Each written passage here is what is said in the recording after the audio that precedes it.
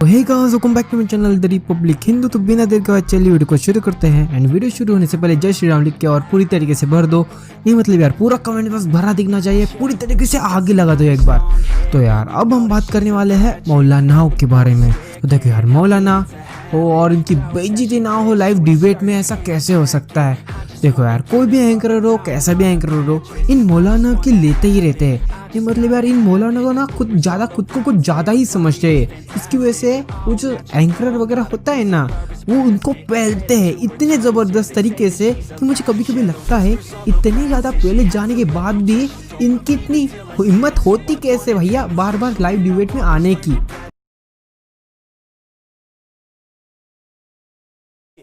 देश के जो अंदरूनी जो यहाँ से गद्दार हैं उनसे कैसे लड़ें, उसमें उन्हीं के लिए तो एनआरसी आ रहा है।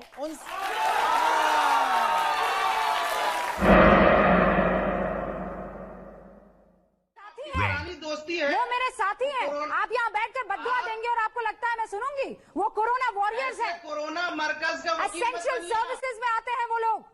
अपने घर बार को, अपनी जान को हथेली पर लेकर आप लोगों को खबरें देने के लिए चैनलों में जाकर काम कर रहे हैं और आप यहाँ बैठकर ही हाहा कर रहे हैं। ही हाहा? अरे भाई यहाँ से और क्या, यहाँ से उनको पता था कि उनको कभी भी इंफेक्शन हो सकता है, उसके बावजूद वो लोग अपने काम पर जा रहे थे। और सुन लीजिए, हम भी उसी तरीके की हालत में काम कर रहे हैं। अब मैं दोबारा अपने ट्रैक पर आ रही हूँ। जबरदस्त, आप ना सुनिए, मैं आपको हमेशा कहती हूँ, आप ट्रैक पर आ जाइए। मैं हमेशा कहती हूँ आपको, छेड़िएगा मत, मैं छोड़ूंगी नहीं।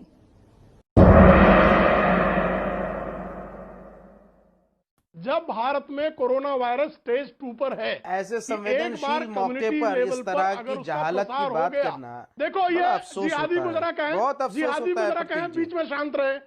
इस आतंकवादियों के अवैध वैचारिक औलादों से मैं कहता हूँ, कैसी भाषा बोल रहे हैं आप? कृपा करके शुक्ला जी, क्या यहाँ पर वायरस ना फैलाएं। शुक्ला जी, क्या हो गया आज आपको? बंद करो अपनी, यही सही भाषा बोल रहा हूँ मैं। आतंकवादी को आतंकवादी कहना अपनी पड़ेगा, कव्वाली बंद कीजिए आप। को फिदाइन कहना पड़ेगा।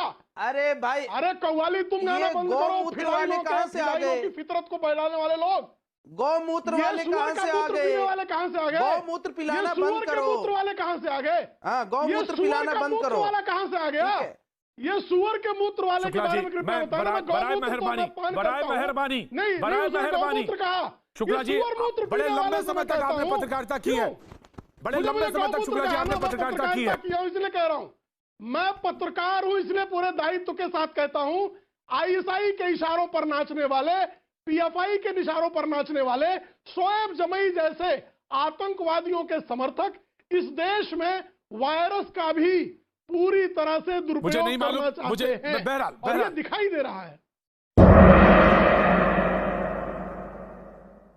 गॉड से जिंदाबाद के नारे लगाती है, उनको पढ़ाऊंगा मैं ये कॉन्स्टिट्यूशन। खबरदार जो तुमने मेरे साथ गुंडों जैसी भाषा का व्यवहार किया, खबरदार शुभ्रास्त्र को आने दीजिए। भाषा का व्यवहार किया। मैंने कभी जिंदाबाद के नारे नहीं लगाए और तुम जैसे माइंड योर लैंग्वेज, मुझे कुछ नहीं बोलोगे। Mind your language, mind your language, Shoaib जमाई, माइंड योर लैंग्वेज। आप बदतमीज किसी को बोल रहे हैं? उन्होंने आपको एक शब्द नहीं बोला। ये बदतमीज नेता इनको मनचले जो लड़के जैसा कह रहा है कि तुम आ जाओ शाहीन बाग में। हिम्मत कैसे होती है आप लोगों की नेशनल टेलीविजन पर आकर के इस तरह की गुंडागर्दी करने की? गॉड से जिंदाबाद के नारे लगाती हो। एक सेकंड, शोएब जमाई ऑडियो डाउन करिए, शोएब जमाई का, शोएब जमाई का ऑडियो डाउन करिए। ठोक दूंगी। क्या बोला आपने? क्या आदमी है ये शोएब जमाई? क्या है इसकी औकात की हम लोग जैसे लोगों के साथ बात करने के लिए पैनल में बुलाया जाता है? कौन सी किताब लिखी है इसने? नुसरत अगर सिंदूर लगाएं और वो दुर्गा भक्ति में डांस करें तो किसी को क्या परेशानी है? इस तरह की बात उलेमा नफरत फैलाने के लिए क्यों करते हैं? अंजना जी, मैं जानता हूं कि आप एक बड़ी पत्रकार हैं और पूरा देश आपको सुनता है। मेरा एक छोटा सा सवाल है कि ये सवाल आपकी तरफ से है या बीजेपी की तरफ से? ये सवाल किसकी तरफ से है? ये आपकी तरफ से ये सवाल सवाल मेरी तरफ से है।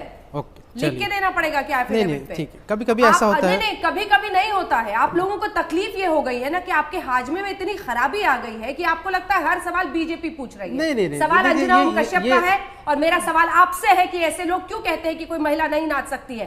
कहे चलिए, किसी पुरुष के लिए, आप- तमाम ऐसे मुस्लिम है, तमाम ऐसे फिल्म स्टार्स है। एक सेकंड, आपको आपने बोला तो सुनिए, बुरा नहीं लगना तमाम चाहिए। बिल्कुल लगेगा।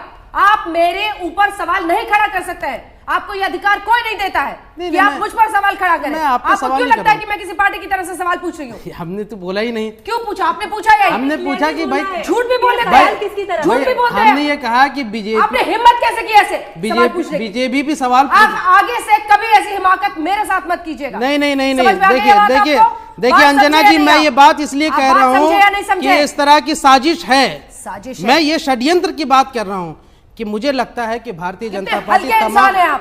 भारतीय जनता आपको यहाँ पर बुलाया गया सवाल का जवाब देने के लिए। नहीं, इससे नहीं कि आप दूसरों पर कीचड़ उछालें। मैं कीचड़ नहीं मैं उछाल आपसे रहा ये हूं। सवाल पूछूंगी और 100 बार करूंगी कि अंजना अगर जी, कोई महिला, एक अंजना सेकंड, जी, इसमें अगर भड़कने कोई की महिला, जरूरत नहीं है। बिल्कुल है, आपने ऐसी हिम्मत दिखाई कैसे कि आप मुझसे ये पूछे कि मैं सवाल किसकी तरफ से पूछ रही हूँ? नहीं नहीं नहीं, मैं तो आपको बड़ी पत्रकार आप क्या कहा बीजेपी आपने। दफ्तर पहुंचे हैं? आपको पता नहीं आप कौन से स्टूडियो में पहुंचे? नहीं, नहीं, बिल्कुल। बड़े और छोटे, आपका सर्टिफिकेट नहीं चाहिए और आगे से ऐसी हिमाकत दिखाइएगा मत। सवाल का जवाब अंजना जी, दीजिए। अंजना तमाम जी, ऐसे फिल्म स्टार्स हैं, अंजना बड़े जी, बड़े, उस पे जो मेल मेंबर्स हैं, उन पर तो कोई नहीं बोलता। उस पर गुस्सा नहीं होना चाहिए। आप बिल्कुल गुस्सा मत होंगे। कीजिए। आगे देखिए, से ऐसी हिम्मत मत दिखाइएगा। नहीं ठीक नहीं, है? देखिए मैं इस देश का नागरिक हूँ और आप हमारा नागरिक हैं, सवाल करना मेरा भी लेकिन इसका अधिकार अर्थ है। ये नहीं है कि आप कीचड़ नहीं, उछालें नहीं, किसी सवाल पर। करना मेरा भी अधिकार। आपका हर सवाल अधिकार के है ना? साथ कुछ जिम्मेदारी होती है। बिल्कुल, संविधान पढ़िए। नहीं, संविधान शायद के धार्मिक तहत किताबों में इतने उलझे हैं कि आपको संविधान मैं की खबर नहीं है। संविधान की ही बात कर सवाल रहा का जवाब दीजिए।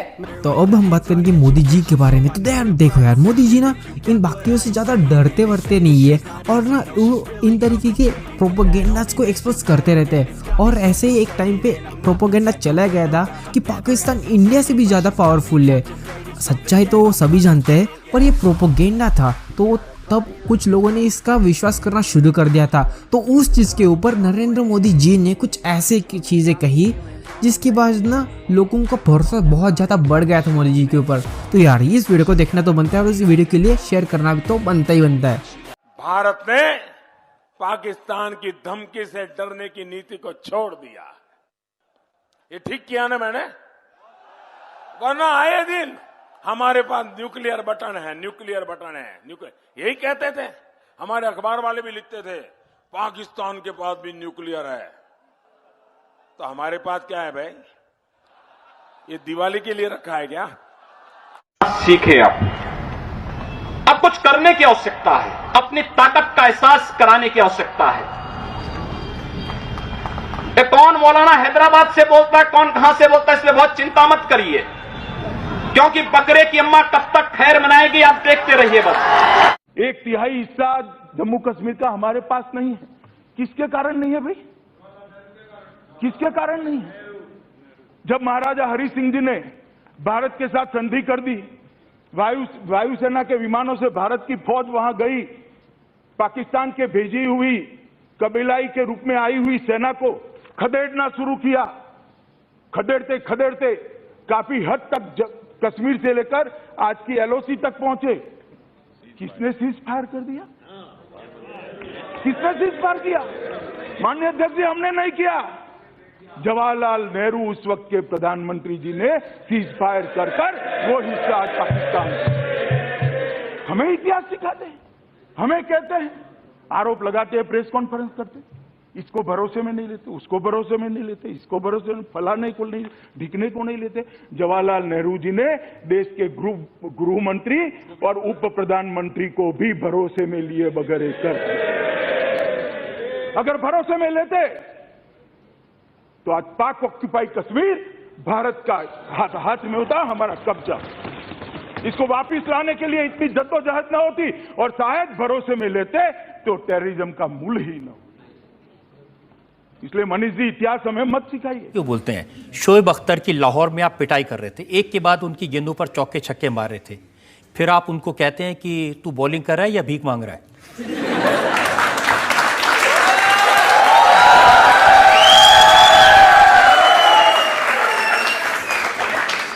वो मुझसे बार बार ये कह रहा था कि आप तू ये कर, तूने मेरे को सारे चौके थर्ड मैन पे पॉइंट पे मारे हैं, सामने तो चौका मार के दिखा, सामने तो चौका मार के दिखा, सामने तो चौका। तो मैं उसको बोला भाई तू बॉलिंग कर रहा है कि तू भीख मांग रहा है।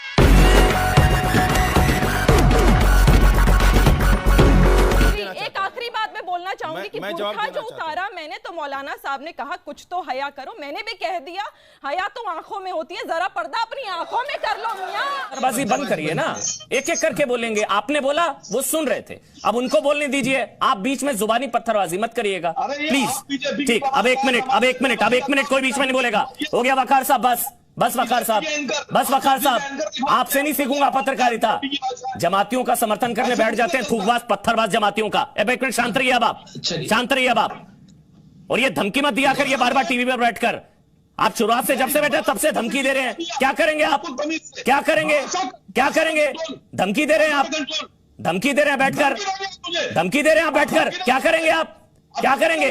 पत्थर मरवाएंगे अपने मोहल्ले में बुलवा कर। चुका है स्वरा भास्कर जैसों का ढोल फट चुका है, जो नारे लगाते थे यहां पर कि बोलने की आजादी होनी चाहिए, लिखने की आजादी होनी चाहिए। लेकिन आज वो लोग दिल्ली राइट के सच से डर गए, ये डर गए दिल्ली राइट के सच से। और मैं पब्लिक को बोलता हूं, दिल्ली रॉय ट्रुथ पे ट्वीट करे। ये किताब नहीं रोकी गई है। ये इस देश में पिछले 70 साल में सच को जैसे दबाया जाता रहा, सच को जैसे जलाया जाता रहा, उसका एक ट्रेलर देखने को मिला। दादा ने देश की आजादी के लिए क्या किया, मैं बताता हूं। मेरे दादा परदादा ने क्या किया देश की आजादी के लिए। मैंने तो पूछा ही नहीं। मैं तो आपसे डायरेक्ट सवाल कर रहा हूं ना। मैंने तो पूछा ही नहीं। बिल्कुल बड़ी बात है, बड़े चैनल। मैंने तो पूछा ही नहीं सर, आपसे सवाल कर रहा हूं। मैंने तो पूछा ही नहीं कि आपके दादा परदादा ने क्या किया। सवाल का जवाब दो। मैं पूछ लूंगा ओवैसी जी के परदादा ने क्या किया तो आप भाग जाएंगे उठ के यहाँ से। खंडन करो। मैं पूछ लूंगा ओवैसी जी के परदादा ने क्या किया था तो आप भाग जाएंगे यहाँ से। बता रहा हूँ वारिस पठान, हिम्मत नहीं पड़ेगी आपकी बोलने की कि उन्होंने क्या किया था। तो यार आपको वीडियो कैसा लगा? अगर अच्छा लगा तो वीडियो को लाइक कीजिए, चैनल को सब्सक्राइब कीजिए। और आप जाते जाते मुझे फॉलो कर सकते हैं इंस्टाग्राम में भी @therepublic hindu के नाम से, लिंक इन डिस्क्रिप्शन। एंड आप मुझे वहाँ पे जाके मेम्स एंड वीडियो क्लिप्स का शेयर कर सकते हो। क्या नहीं, इस तरह की चीज़ों की वजह से मुझे भी थोड़ी बहुत हेल्प हो जाती है। तो यार मिलते हैं अगले वीडियो में, तब तक के लिए बाय गाइस।